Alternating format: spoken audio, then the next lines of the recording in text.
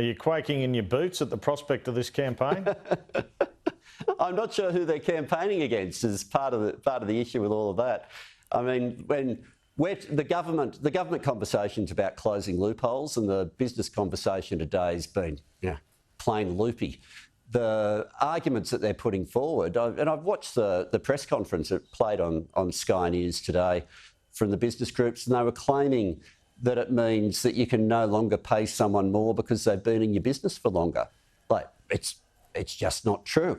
Not something I've ever said. I went back to the consultation documents they were given. It's not in there.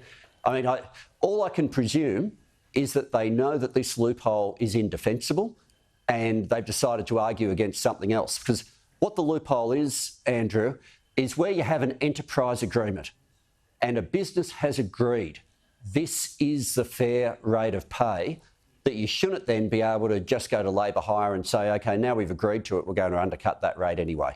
And there'll always be a place for it. It's pretty broad, this, isn't it? I mean, I know you've just put out a discussion paper, but it could capture a lot of workers, a lot of employers. Do you have an estimation of how many workers this could affect? Well, we haven't landed on the final legislation, so to be able to offer that at the moment is premature. But most businesses, well, for a start, you've got to start, we're talking about something for businesses where there's enterprise agreements.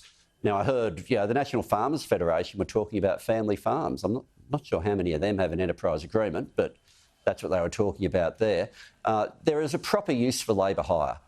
When I've employed people over the years, before I was a Member of Parliament, I'd use labour hire for a time. You use it for surge capacity, you use it for specialist workforce. It just should never be used as a loophole, as a way of undercutting a rate of pay that you'd otherwise agreed to. All right, Commonwealth departments use a lot of labour hire firms, don't they? Could this cost the taxpayer a bit, this same job, same pay? Call centres and things like that?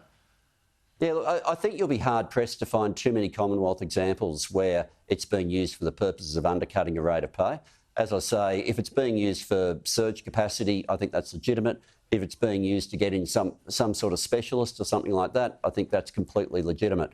But, when I was up in the Hunter Valley a couple of weeks ago, one of the miners I was chatting with, he'd worked for something like, I forget how many years, might have been 11 years or something like that, where he'd worked for a labour hire firm, doing the exact same job that he's doing now, but being paid less. And, we're not saying that companies should be paying any more than what they've agreed to. But if you've actually agreed with your workforce that this is a fair rate of pay, that this is a rate of pay that reflects the productivity of the job, then I don't think you should be able to just say, but technically now the next person we're bringing in from a labour hire firm, so we're going to undercut everything we just agreed to.